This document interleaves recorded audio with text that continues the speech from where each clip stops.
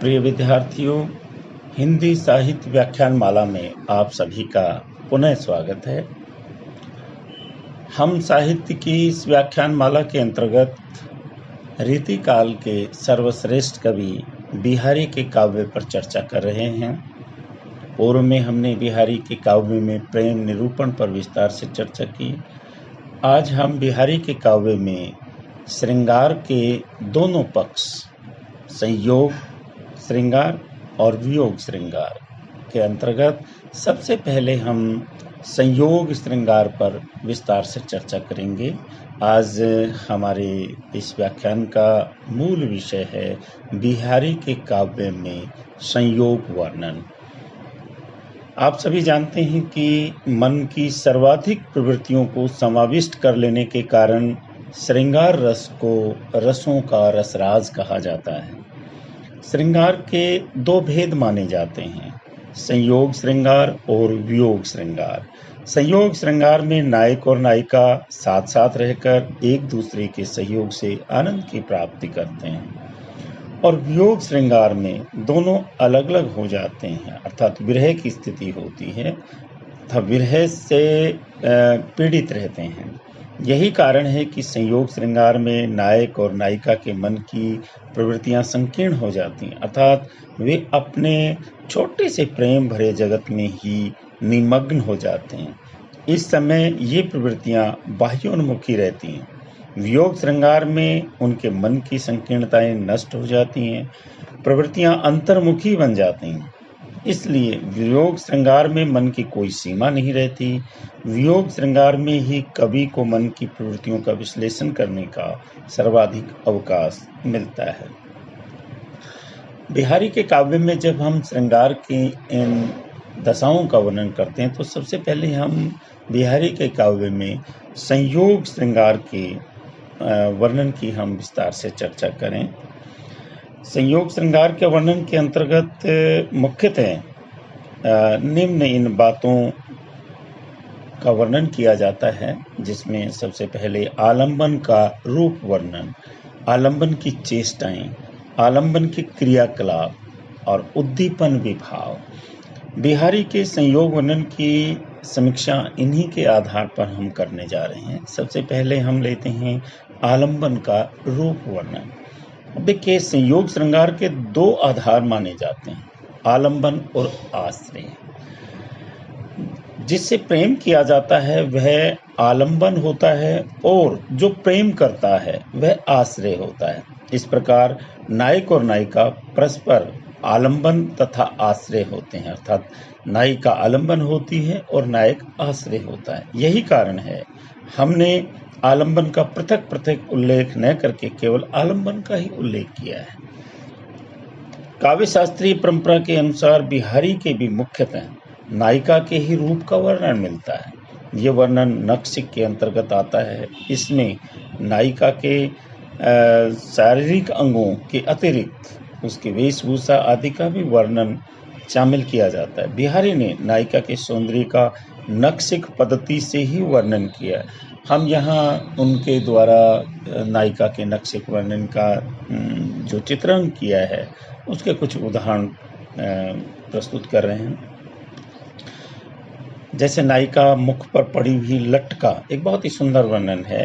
कुटील अलक घुटी परत मुख, बड़ियो इतो उदोत, बंक बिहारी देत जो दाम रुपया हो। अब देखिए, जब नायिका ने स्नान किया तो उसके मुख पर टेढ़ी लटके छटने से उसका सौंदर्य इस प्रकार बढ़ गया कि जैसे टेढ़ी लकीर लगा देने से दमड़ी सूचक अंग भी रुपये का सूचक बन जाता है। अर्थात देखिए कि मुख पर आई हुई जो लट है, जो टेढ़ी लट है, वो किस तरह से उसके मुख सौंदर्य को बढ़ा देती। वैसे ही हमारे यहाँ एक साधारण उदाहरण लिया जाता है कि जब भी हम कोई अंक लिखते हैं और उसके बाद टेढ़ी लकीर करके डैश लगा देते हैं, यानी रुपए का अंकन करते हैं, तो उस अंक का मूल्य बढ़ जाता है। तो एक बहुत ही सुंदर जो है ना मुख के सौंदर्य को बढ़ाने का उदाहरण कवि ने किया। एक जगह वे टीका का वर्णन करते हैं जो मस्तक पर लगता है। नीको लसत ललाट पर टीको जरित जराय, छवि ही बढ़ावत रवि मनो, शशि मंडल में आए। अब देखिए, नायिका ने रत्नों से जड़ा हुआ टीका अपने मस्तक पर लगा रखा है। वह ऐसी शोभा दे रहा है मानो शशि मंडल में आकर सूर्य उसकी शोभा बढ़ा रहा हो। तो यहाँ किस प्रकार से उनका सौंदर्य का जो वर्णन है या सौंदर्य की चित्रण में किस तरह से बढ़ोतरी का भी अपने काव्य के द्वारा करता है, उसका सुंदर चित्रण। और एक जगह पर बहुओं का वर्णन करते हुए कवि बिहारी लिखते हैं, चितवनी बहु कमान गढ़ रचना बहुरनी अलग तरुणी तुरंगे तान आघू बंका ही बढ़ो। अब देखिए, नायिका की जो बहुओं के टेढ़ेपन की महत्ता का वर्णन करता हुआ कवि बिहारी कहता है कि चितवन बहु कमान गढ़ रचना पलक लट तरुणी स्त्री घोड़ा और तान टेढ़े होने के कारण ही अधिक मूल्यवान होते हैं। अभी किस तरह से, जैसे भ्रुकुटी तंती है, यानी जो टेढ़ा हो जाता है उसके बाद उतना ही उनका मूल्य बढ़ता है। और उसमें स्पष्ट रूप से आंखों के बारे में, बहुओं के बारे में, कमान यानी तीर के धनुष के बारे में, गढ़ रचना भी जैसे टेढ़ी होती है, पलक लट, तो ये सारे जो है ना, इस तरह से उनका सौंदर्य का मूल्य बढ़ता चला जाता है। तो एक जगह पर नेत्रों का वर्णन करते हुए कवि बिहारी लिखते हैं, रस सिमोर मंजन की कंजन भंजन नैन अंजन रंजन हु बिना खंजन गंजन नैन। देखिए, नायिका के नेत्र श्रृंगार रस में स्नान किए हुए हैं, अतः कमलों का मान वर्धन करते हैं। वे अंजन के अभाव में ही सहज कजरारे हैं और इतने चंचल हैं कि अपनी चंचलता के कारण खंजन को भी नीचा दिखा देते हैं। तो यहाँ देखिए कि खंजन जो पक्षी है उसकी तीव्रता, जो तीखापन नैनों में होता है, उससे भी कहीं अधिक उनके नायिका के जो नेत्र हैं उनकी चंचलता के कारण बढ़ पड़ते हैं। एक स्थान पर मुख के बारे में चर्चा करते हुए कहते हैं, पत्रा ही तिथि पाइयो वा घर के चहुपास नित्य प्रति पुण्य रहत आनन ओतुजास। अब देखिए, नायिका के घर के चारों ओर केवल पत्रा होता है, पत्रक जो पंडित तिथि देखता है, पत्रा देखता है, के द्वारा ही तिथि का बोध हो सकता है, क्योंकि उसके मुख की कांति से वहां तो हर समय पूर्णमासी ही बनी रहती है। अब जैसे हम चांद को देख करके तिथि का अंदाजा लगा लेते हैं, यहाँ कवि बिहारी नायिका के रूप सौंदर्य की अतिशयोक्तिपूर्ण चित्रण करते हुए कहते हैं कि जिस जगह पर नायिका रहती है वहाँ तो जैसे पूर्णमासी का ही आभास होता है। तो यहाँ तिथि का अंदाजा नहीं हो पाता कि आज द्वितीया है तृतीया है, तो केवल पत्रा देख कर की लगा सकते हैं।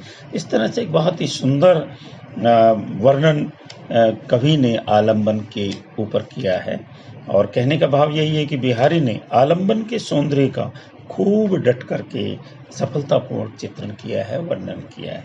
दूसरे रूप में आलम्बन की चेष्टाएं। यहाँ आलम्बन से स्पष्ट फिर बता दूं कि आलम्बन और आश्रय, जिसके बारे में पहले चर्चा कर चुकी कि आलम्बन तो नायिका के प्रतीकात्मक रूप में व्यक्त हुआ है और आश्रय नायक है। तो आलम्बन की चेष्टाएं, जब नायक नायिका पास में रहते हैं अथवा मिलते हैं तो वे अनेक प्रकार की चेष्टाएं करते हैं। इन चेष्टाओं की गणना नहीं की जा सकती, फिर भी बिहारी ने अधिकाधिक चेष्टाओं का वर्णन किया है। इन्हीं चेष्टाओं को दूसरे शब्दों में अनुभाव कह सकते हैं। देखिए, एक जगह बिहारी ने बहुत ही सुंदर उदाहरण दिया है आलम्बन की चेष्टा का। देखिए, एक जगह कहते हैं, कहत नटत रीझत खिजत गिलत लिखत नजियात भरे भवन में करत हैं नैनन ही सब बात। बिहारी का बहुत ही सुंदर दोहा माना जाता है।